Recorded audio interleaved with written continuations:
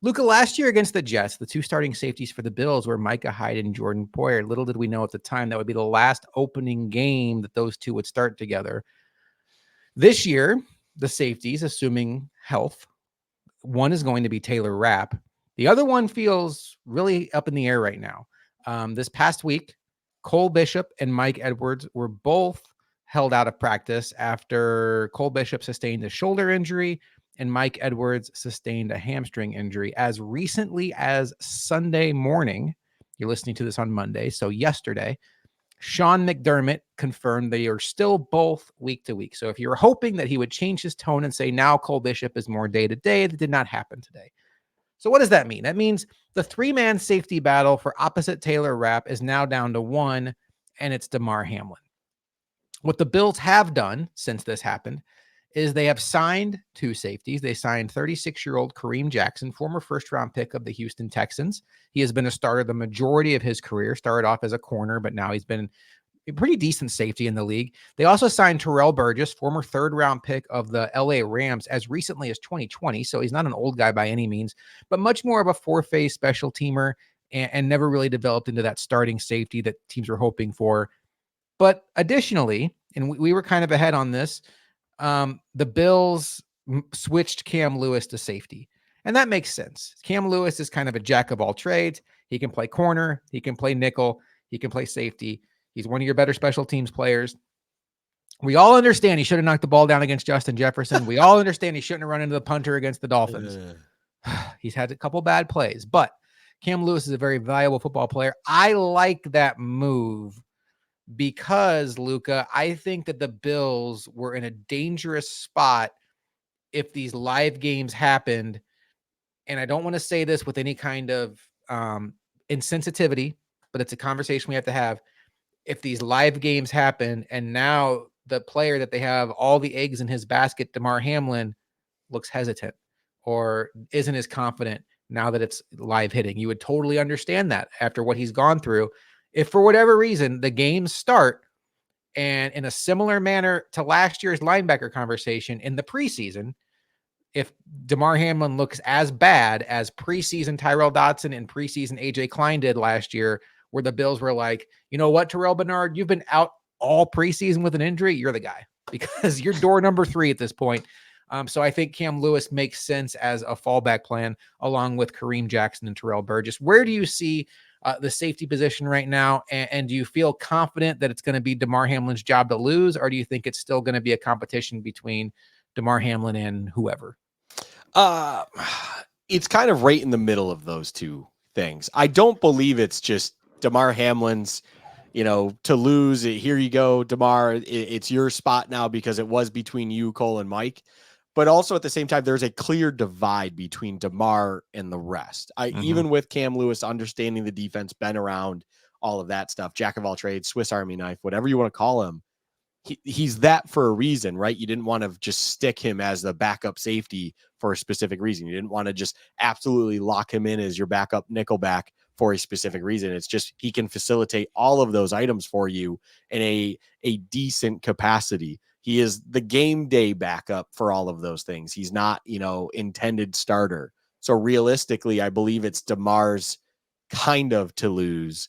But overall, I think it's one of those things where I think there's part of the coaching staff, there's part of McDermott that is hoping Cole Bishop and or Mike Edwards' injuries are not as bad as it needs to be. They're being more cautious with them in their week to week.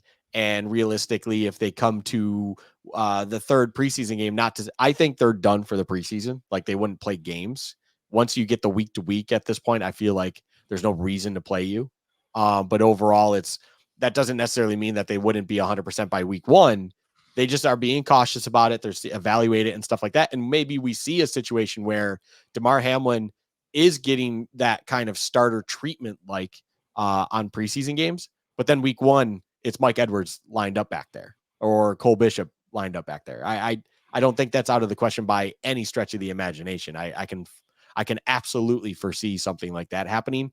So that's why I kind of don't believe it's Damar's to lose at this point. I think there is still that real possibility that one of those other two could still be looked at in line for that. And then maybe the value in this preseason is Damar is going to get that starter treatment. He's going to get he's going to get a look, but in a limited capacity. He can get his feet wet. He can kind of bang around the pads a little bit, similar to like he did last preseason, but then realistically be forecasted and looking at like the emergency starter come week 1, because the team has kind of already gotten to the point where they're like, hey, Mike Edwards is our starter in house. The people don't know that yet, and we're just hoping he's 100% by week 1. I could see that. I got some pushback on Twitter when I said that I felt like Cole Bishop was going to miss the rest of camp. Just for those that don't know, like the Bills have four practices left. Camp is not nearly as long as I think we all think it is. And like Lucas said, it's hard to imagine him playing in any preseason games. And at this point, even if he does, it would be in game 3 where he probably wouldn't even be playing with any starters anyway. And the pushback I got on Twitter was, well, remember when Terrell Bernard went away and came back and was still the starter? And that's a fair point. But I think the difference is Terrell Bernard, despite not playing much his rookie year, one atrocious game against the Jets, was in the building all year, learning the system, all the stuff that comes along with being an NFL player, NFL weight room, all that stuff. And I think there was more of a comfortability there. I can't see Sean McDermott against Kyler Murray throwing a rookie second round pick out there as his starter, who's had either one preseason game with other backups, no training camp outside of the first couple days, and saying, go get him, kid. I really can't. That's where I think Mike Edwards, despite not being a Bill last year, to your point, Luka, more realistic in that scenario, where if it's going to be like, hey, we got to throw a veteran in there, it would be Edwards, just because, he's a pro's pro. He's not going to, he's the way Mike Edwards is talked about by the scouting world is he's not going to kill you. You're going to feel good about him being out there. He's not going to win a game for you, but he's not going to lose a game for you. I also think Cam Lewis is very live in this battle, but I would be very stunned at this point, which is unfortunate because I think he was off to a good start if Cole Bishop factors into that starting situation early in the year. Some other downstream effects of that, Luka, your guy, Daquan Hardy, the Bills' day 3 pick, who you have said, pie in the sky could be our next Terrence McGee, like a great kick returner who also plays cornerback, has been getting some time at nickelback. And with Cam Lewis moving to safety, that opens up the direct backup to Taron Johnson as a rosterable spot, which is going to benefit, I think, Jamarcus Ingram, who slides right into there. He's going to make the team. He can also play boundary cornerback. Daquan Hardy's been playing there. He's also been playing outside while factoring into the punt return competition. I think right now, the injuries to Cole Bishop and Mike Edwards and the subsequential move of subsequential feels like I just made up a word. The following move of Cam Lewis to safety has basically, I don't want to say locked, but really enhanced the roster chances of Jamarcus Ingram and Daquan Hardy just because of what their projected roles are now going forward. It's a very good conversation, and it's a very intriguing one to watch as we go through the preseason entirely. It's funny though, because you even have it in our notes, tied for backup nickel back with Jamarcus Ingram is Daquan Hardy, or Daquan Hardy, however you say it. And it's like, so Jamarcus Ingram is the Taron Johnson backup, and Daquan Hardy is just Daquan Hardy. Right. He's not Taron Johnson's backup. I'll tell you that. If he's going in there to fill a role that Taron Johnson is not out there on the field for, it's not to be the same guy, because the only thing that would be similar would then be the third corner on the field. That's it. There is nothing similar to those two players as a physical being as well as play style. They are polar opposites, it feels like. So I don't necessarily say that's a bad thing, because I would say Daquan Hardy is more of your traditional slot corner, right? He's just your small, a little undersized. Well, he's definitely undersized, but undersized, shifty, fast, straight line speed, all that kind of stuff. Pretty typical. Whereas Taron Johnson's actually kind of been that not prototypical nickel corner that has been able to allow this defense to excel because of that, where he's a bigger guy. He can get in there and bang it around, stuff like that, but still be a decent coverage corner as well on top of it, right? He doesn't have that overwhelming speed, of course, but that's okay because that's not what you're asking him to do in a McDermott defense and a Bills defense overall. So if the avenue for him to make the game day roster, though, is there, that's exciting because where he should excel is what would suck is I kind of broke there. What would suck is if he wasn't able to crack the 53 because of, or I shouldn't even say 53. I mean game day rosters. If he's not able to crack the game day roster just because he feels a little bit more of a luxury and you had someone else that's like, okay, we can have Khalil Shakir take punts. We can have so-and-so do this. Although I don't believe I don't think they want Shakir taking punts moving forward for what it's worth. But if that was the case and then he just can't get out there, now this is that excuse that gets that there because as we've talked about, Cam Lewis now is being looked at as a primary backup potentially as a safety. So that opens up that kind of universal spot there that could be Hardy, who then he's your primary returner. He's your fourth corner on the game day roster. He's everything you want him to be in that spot, right? Like if you need that utility DB / returner, he is that guy and he feels like he fits that mold.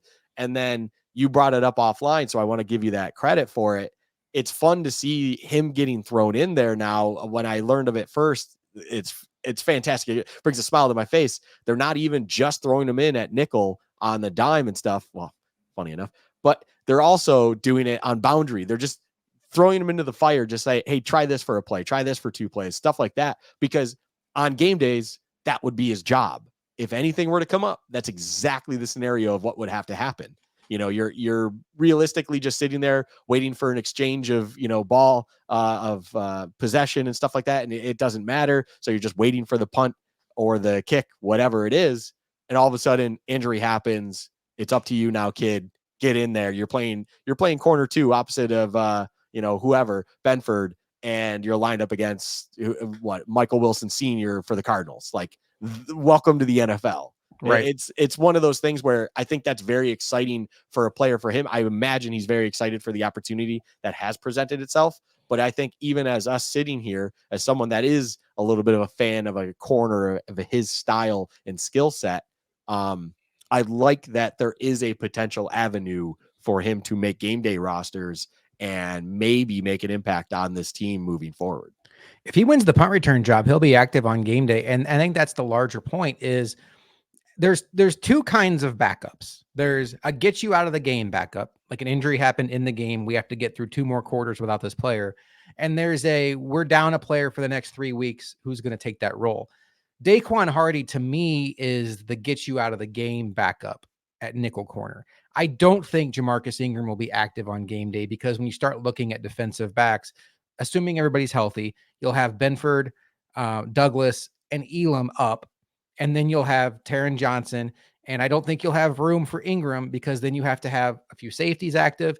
I think Cam Lewis will be active. Now, if he wins a starting job, it gets a little more confusing. I would think Cam Lewis is basically your first off the bench at backup safety and nickel if something happens in game. But still, Daquan Hardy's 1 injury away from having to get you out of a game at nickel. And then going forward, if, say, Taron Johnson, knock on wood, misses a month, that first game he gets hurt in, it's all hands on deck. Daquan Hardy, Cam Lewis, get me out of the game. If it's Daquan Hardy, you probably see Dorian Williams come in on more like shorter down and distances because he's not, like Luka said, he's not Taron Johnson in the running game. But then like the next week, that's when Jamarcus Ingram will be up. You're a starter now. You're the new Taron Johnson. And, we'll see how it goes. But no, that it's a very important distinction. And Daquan Hardy has to be able to get you out of a game. And that's why the Bills have been basically playing peekaboo with him in practice. It's like 3rd down. He's just sitting there. It's like, hey, you're in. You got to be ready. And they've been doing that also with Alec Anderson some, and they did it with Ryan Vandemark. I love it because the life of a backup is not, hey, we're going to prep you for this game and you're good to go. You're going in 7 plays. The life of a backup is you're sitting there and all of a sudden you're one of the most important players on the team.